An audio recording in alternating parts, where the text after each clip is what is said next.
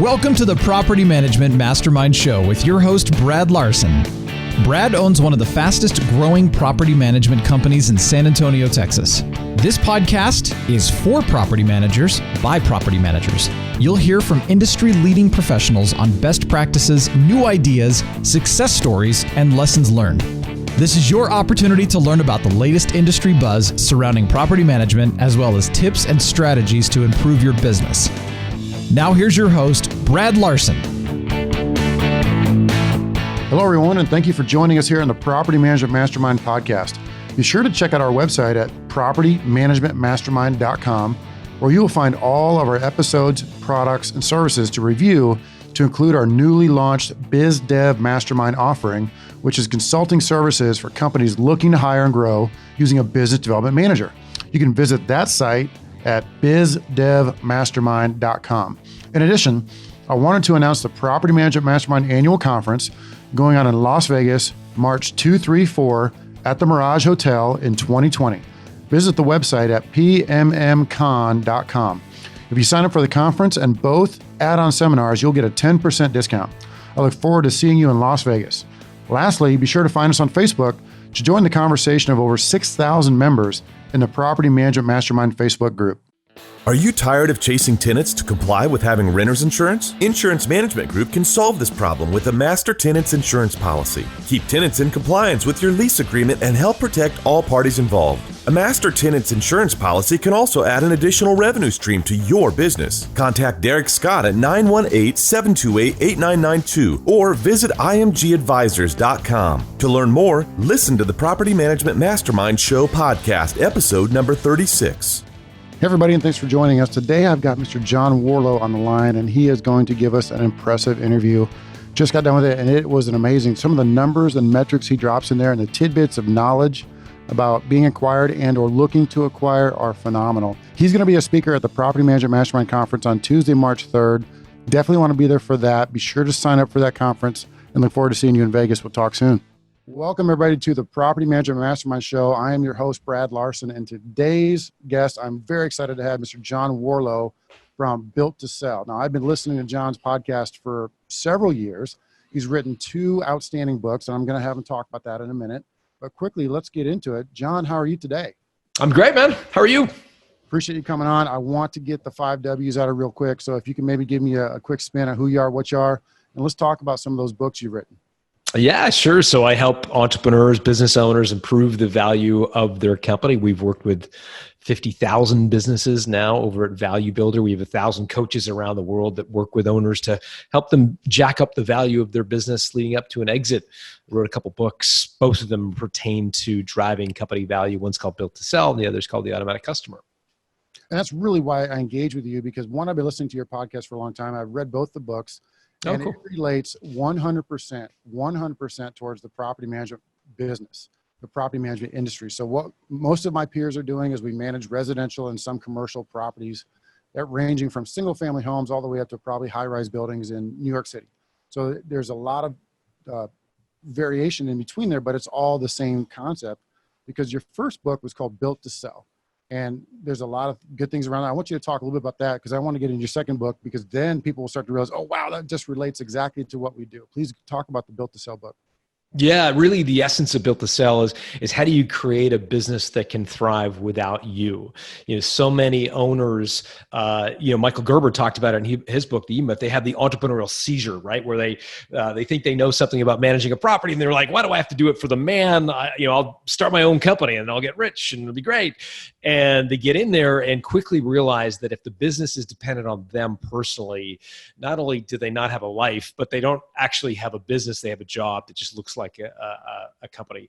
And so Built to Sell is how do you really extricate yourself from the day-to-day operations of your company so that it is an asset that can thrive without you. And then you've got the ultimate poker hand, right? You can sell it if you want. You can bring in management to sort of run the thing day-to-day and make it sort of a kind of a harvesting business, or bring in a private equity group, whatever. You've got all the options, but the kind of prerequisite for all of that is, can the thing thrive without you personally doing all the work?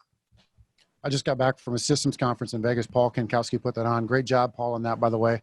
And exactly what you're talking about is exactly what relates into the systems of the business, getting those systems in place to where it can run without you. You don't need to be there to sign the checks. You don't need to be there necessarily to approve the tenants. You don't need to be there to make work orders happen. And it's easier to say than do. It's a challenging thing to build that up over time, but that should be potentially everyone's goal, to replace themselves, because what you're doing, let's look at this in a different way. So if you can create a business that runs itself without you, it's the same as owning a rental property, because a rental property, when done right, is passive income, right? Yeah. Passive income. So in a business, when it's done right, it is passive income, cash flow. And I think if we look at that in a different light versus, oh, I've got to build it to where I have a job, I'm building up my name, it's my name on the door. It goes back to a podcast you just did. And we'll talk about that further in the episode, but Built to Sell, the book, what I thought was outstanding. I've been listening to the podcast for years. I know I'm fanboy right now. I'm raving on you. However, it ties right into that second book you wrote. And I think you want to touch on that. Yeah, by all means. I mean, certainly for your audience, it would be relevant. One of the 8 drivers of company value is recurring revenue, that automatic sort of drip feed of revenue that you get for rental income, as an example. And it is so important to the value of your business, because for an acquirer, when they look at the company, they're going to want to know, how does this business sort of succeed without the owner? Well, one part of that is operationally, can it succeed without the other owner? But the other part of it is commercially. Can this business continue to thrive without the owner? And what they're looking for there is recurring revenue, an annuity stream, essentially. And so, property management companies, by definition, are annuity businesses, right? You've got monthly income coming in, and that is incredibly valuable to potential acquirers. So it's not surprising that there's consolidation in the marketplace, lots of acquirers coming into property management companies to buy them up, in part because of the recurring revenue.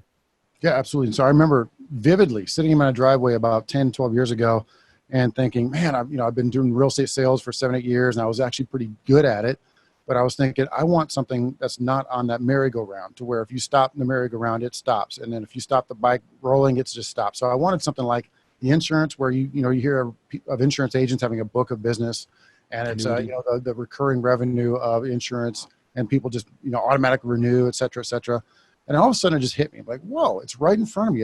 It's property management in the residential space, because I'm already in it. So why not go full bore into that? And that's when I decided, okay, management is where I'm going to go. And that's where I've kind of dedicated the last 10 years. And it's, I think it's a fantastic business. It just keeps getting better with all the new technology that comes out. There are disruptors, but they're not to the point where they're going to kill our industry. It's just so fragmented. There's not anywhere close to full penetration in the business as far as the owners is who we want, the home owners. So I think there's a lot of room to grow, and it makes our industry, very healthy, I would say. So a couple things there. I just want to throw out that story. Anything to add on that? Yeah, no, only that I did a talk recently, and it's funny, we were talking about kind of annuity stream businesses, and I was asking the audience, sort of, what's your aspiration for your business? Like, do you want to sell it? Do you want to bring management? And, people's hands were going up in the air when I said, do you want to sell? And half the audience wanted. One guy puts his hand up and said, I don't want any of the above. And I said, okay, I'll bite. What do you want? He says, I want a sailboat business. And I'm like, okay, what sailboat? Okay, what is a sailboat business? He's like, I want a business where I can put my feet up on the gunnels of my sailboat and people will send me checks, which sounds like property management is exactly that. It can be when run well. I mean, because it's a needed service. We provide a great service to our owners and our tenants. I really am convinced of that. They need it. It's wanted. And, naturally with that goes, if you can do the tough job, you're going to get the rewards. I mean, it's just like anything. If you're cleaning toilets for a living on a mass scale, somebody's going to reward you for that. Now, I want to transition this into, we did engage. We have you coming to the Property Management Mastermind Conference. You're speaking there Tuesday morning. That's March 3rd. And I encourage everybody to look at our agenda for that. Go to PMMCon.com to look at it and sign up. I think it's going to be a fantastic conference. I want to give you a few minutes to kind of give us a synopsis of, or at least a teaser, if you would, of what you plan on speaking at and speaking about there at the conference. Yeah, I mean, I want to share with you the 8 key drivers of company value. For most owners, they think, okay, the value of my company is very simple. It's going to be revenue. It's going to be a recurring revenue. But there are actually 7 other key drivers of your company's value that could have a material impact on the value you ultimately harvest from your company when you're going to sell it. These are the things that aren't really spoken about a lot. So we'll talk about those and how you can lever up those drivers of value in your company, whether you want to sell or simply want to build an asset that over time will grow in value.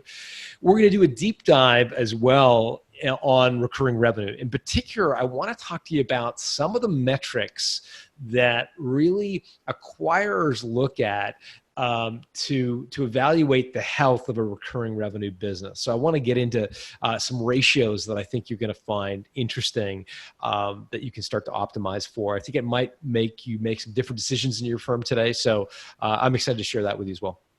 I am very excited about that because one of our add-on seminars is a key performance indicator metrics class. And Mike Nelson is putting it on Monday morning, and that's a 3-hour seminar. So I encourage everybody to go to that because that's tying in the NARPM accounting standards, which are fairly new in the industry, into the key performance indicators that he's going to be sharing with you.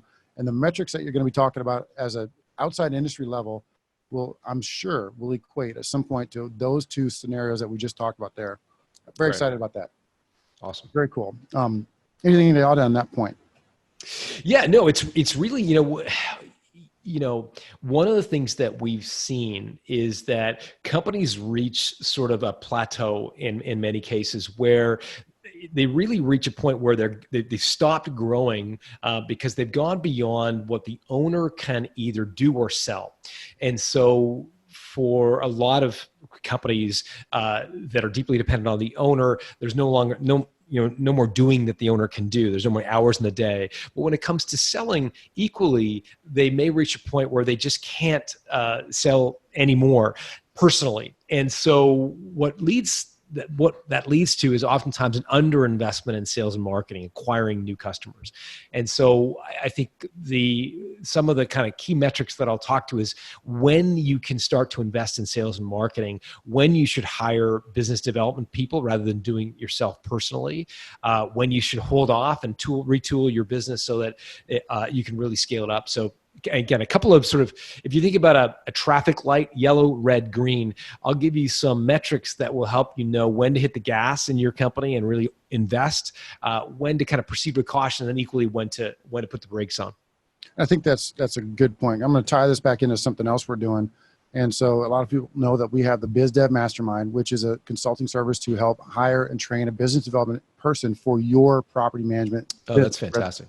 And so a lot of the questions we get there is how much of our revenue, you don't have to answer this, how much of our revenue do we need to invest into business development? And so sometimes we say it's almost like tithing, 5-10%, to where you say, okay, I'm going to slice this off for new business development, either salaries and or Google pay-per-click ads or tools and tricks and trades or whatever those could be. There's 100 different ways to generate business, and they're all market specific, but that's part of what we help people with in our new service that's been going for this, last year and a half, is the Biz Dev Mastermind service. And I think that's it ties right in. So I didn't want to ask, I don't expect to answer that question. Oh, it's 5.7%. You got to invest in your business every year. I'm sure there's nothing like that, but it's a neat little concept to see people slice off numbers to say, okay, we're going to project that it will be here, project that it'll be there. Really cool. So if I may, I'd like to switch gears if you have anything to add on that. Yeah, no, switch gears. Go ahead. Okay. I'd like to go talk about your last episode, right? This is a plug for you. And I love your podcast show. It's episode 219, episode 219, Built to Sell podcast. You can get it on iTunes or Stitcher, and there's several other places you can get it. And go to your website, builttosell.com. You can pick it up right there. So you did an acquisition interview with Scott Ramon, and he's a residential property manager. Most likely, a lot of the folks that are listening to this may know of him or heard of him, or at least he's in the same industry. He's in the same organization. And so this is interesting because the interview was about him selling to an acquirer and some of the things that he learned and some of the things that he would do differently. And so I'm kind of putting you on the spot a little bit. You got to listen to him. You got to hear kind of what he talked about. Would you have any advice kind of hearing from what he did to offer to just one little golden nugget to any of the property management company owners out there that could be or wanted to be in his situation, whether buying or selling? Yeah. So I do this podcast called Built to Sell Radio. We interview a different entrepreneur every week. And you're right. Scott Ramon was on, I think last week.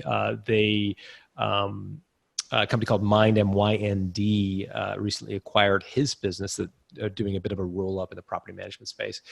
And look, I don't know that I could speak directly to Scott's situation. What I could tell you though is from a perspective of a roll-up strategy, which I believe Mind is doing.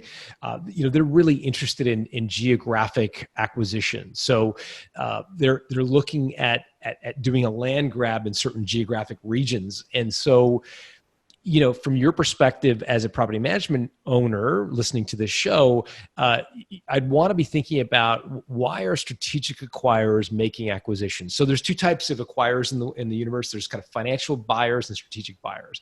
Financial buyers are simply buying your cash flow, right? So they are buying your profit. Right. And so they're doing a mathematical calculation. It's called discounted cash flow. And what they're doing is trying to figure out, what's your stream of cash flow worth. And if you've ever done a cap rate, you know what discounted cash flow is. What is your cash flow worth to me today? What is the rights to your future cash flow worth to me today? That's a financial buyer. And it usually leads to a relatively modest multiple acquisition, relatively modest.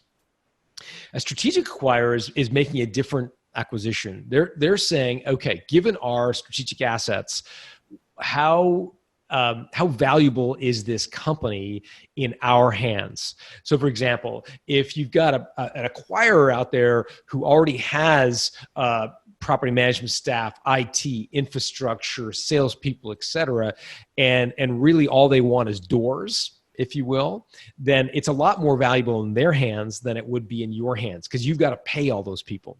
And so that's the definition of a strategic acquirer. And the strategic acquirer is going to want to keep all the strategic value. So you're going to say, look, I want you to pay me a higher multiple because of all these strategic synergies. And they're going to turn around and go, time out. Yes, we have synergies, but that's our business and that's our money, and that's not yours. And so your job as an entrepreneur is to argue and negotiate for a small slice of the strategic synergy. The strategic acquirer is going to always get the lion's share of that money, but if it's a big enough acquirer, a small slice of the strategic value could be a significant amount of money in your jeans.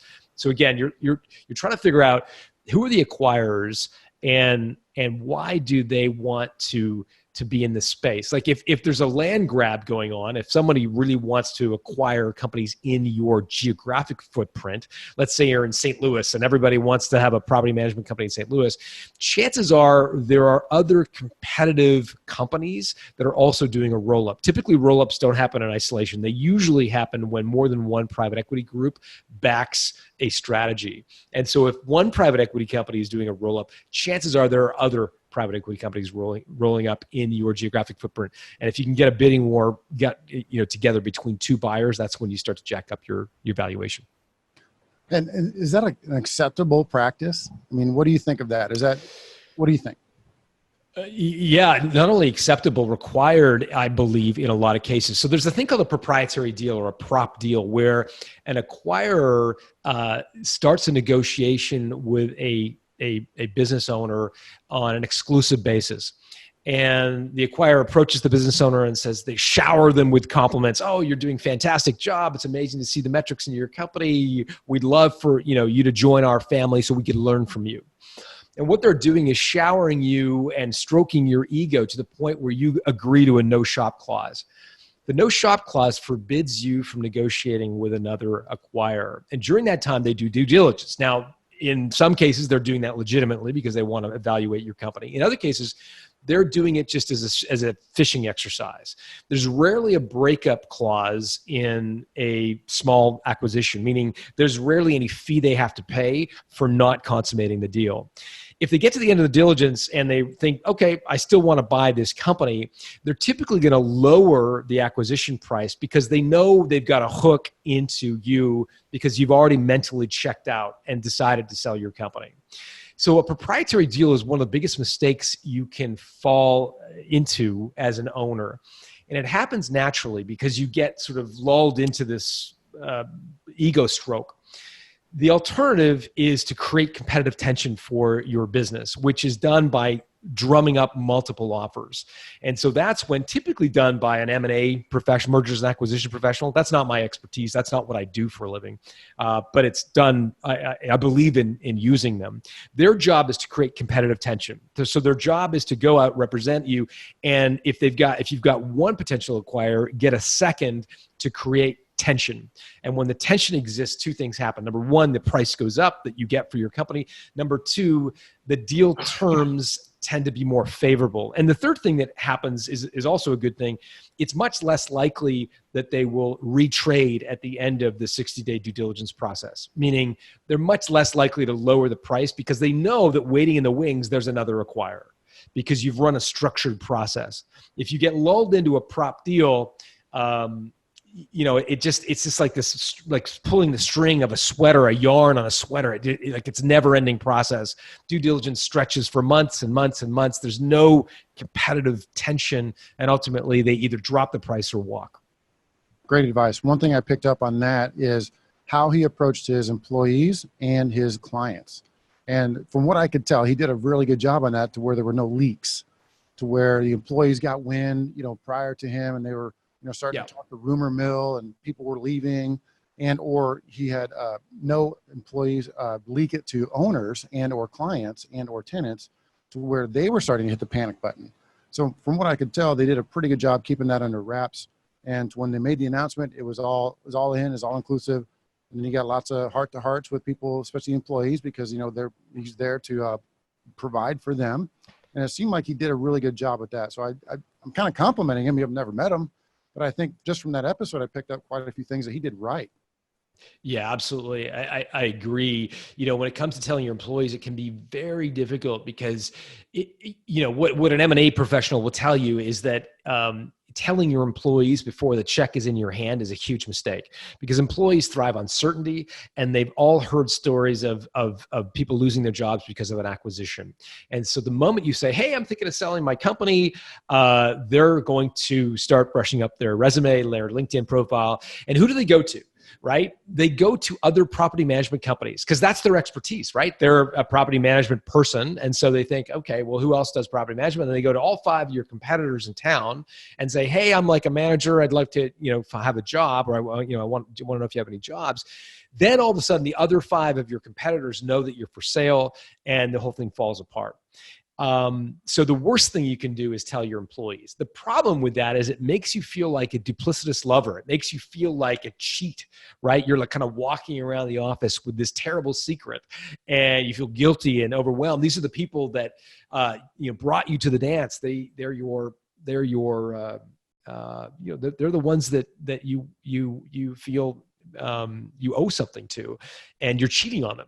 And it's incredibly difficult, period, for a lot of owners. But as difficult as it is, the right answer is to not tell your employees, other than that perhaps the 1 or 2 key employees who are strategic to the deal. And when you tell them, you need to have them under an NDA, those employees under an NDA. They need to have an incentive, i.e. a cash, like a bonus, some sort of incentive, that when you sell your company, they get rewarded as well. And that the only way they get rewarded is if they keep it confidential. So that's an important part of successfully selling your company is how you treat your employees.